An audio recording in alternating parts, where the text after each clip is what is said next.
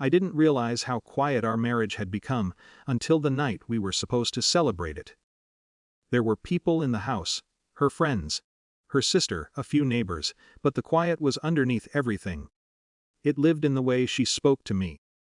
Like I was an afterthought she'd learned to accommodate.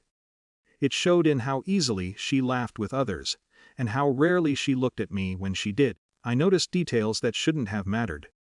The way she corrected me in front of people, small things, almost polite. The way her sister, Nadia, spoke over me without hesitation. The way no one seemed to find it unusual. It hadn't always been like that. Or maybe it had, and I just hadn't named it yet. The anniversary dinner was her idea. She planned everything: food, music, guest list. I was part of it in the same way the furniture was present, necessary, but not central. At some point, I ended up near the kitchen doorway, holding a glass I hadn't touched. From there, I could see her moving through the room, hosting effortlessly. People gravitated toward her. She was good at that. Always had been. Nadia was beside her most of the night. Loud, confident, casually dismissive. She had a way of making observations that sounded like jokes but landed like conclusions. I'd been on the receiving end before. "Still quiet, I see," she said to me earlier, smiling as if it were a compliment. I didn't respond. That had become my role, absorbing things, letting them pass, keeping the peace. It felt easier than turning every moment into a confrontation. But ease has a cost. You just don't feel it immediately. The moment came without ceremony. No raised voices. No dramatic shift in tone. Nadia was telling a story, something about a family gathering months ago. She mentioned me, briefly, in a way that twisted the situation just enough to make me sound small. There was laughter. Not cruel, just comfortable. I felt it then. Not anger. Recognition. I waited for my wife to correct it. She didn't. Instead, she turned to me, still smiling, and said, "You should apologize. That wasn't how it happened, and you know it." It took me a second to understand what she meant. She wasn't correcting Nadia, she was reinforcing her. "I don't think I owe an apology," I said, keeping my voice level. The room didn't go silent, but it shifted. Conversations softened at the edges. People sensed something, even if they couldn't name it. She stepped closer, lowering her voice just enough to make it feel private, even though it wasn't.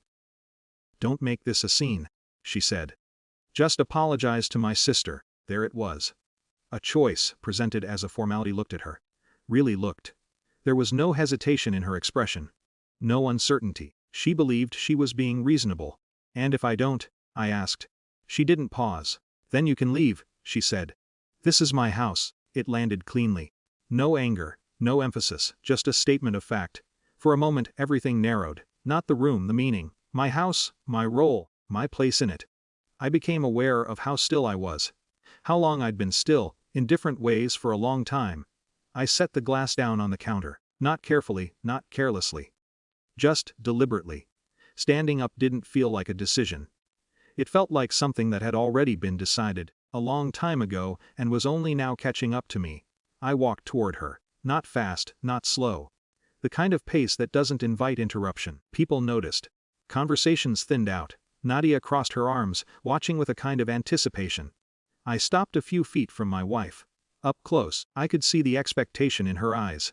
Not fear. Not even doubt. She thought she knew what would happen next.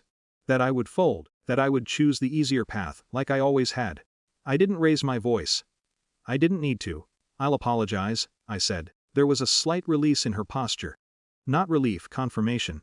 Then I added, "Right after you explain to everyone why your sister's husband hasn't been home in 3 months, and why you asked me not to say anything." The room didn't go quiet immediately. It unraveled. Nadia's expression changed first. Not dramatically, just enough. A flicker of something unguarded. My wife didn't move. It was like the sentence had removed something structural, and her body hadn't caught up yet. I didn't look at anyone else. I didn't need to. The shift was already happening. "What are you talking about?" Nadia said, too quickly. I didn't answer her. I kept my eyes on my wife. "You told me it wasn't my place," I said, still calm. "That it would only make things worse. So I stayed out of it." I let the words settle, not to punish, but because they deserved space. "You don't get to decide when I speak anymore." No one interrupted. Not because they were being respectful, but because they were recalculating. Nadia's husband was standing near the back of the room. I hadn't noticed him come in. Or maybe he'd been there the whole time, just peripheral. He wasn't looking at me. He was looking at Nadia. That was the external shift, not loud, not dramatic, but unmistakable. Control moved. Not to me exactly, but away from where it had been. My wife finally spoke, but the certainty was gone. "This isn't the time." "It is," I said, not cutting her off, just finishing before she could. For the first time that night, she didn't have a response ready. I didn't stay to see how it resolved. That wasn't the point. I stepped back, giving the room back to itself. To the consequences it would now have to process without me absorbing them. No one tried to stop me.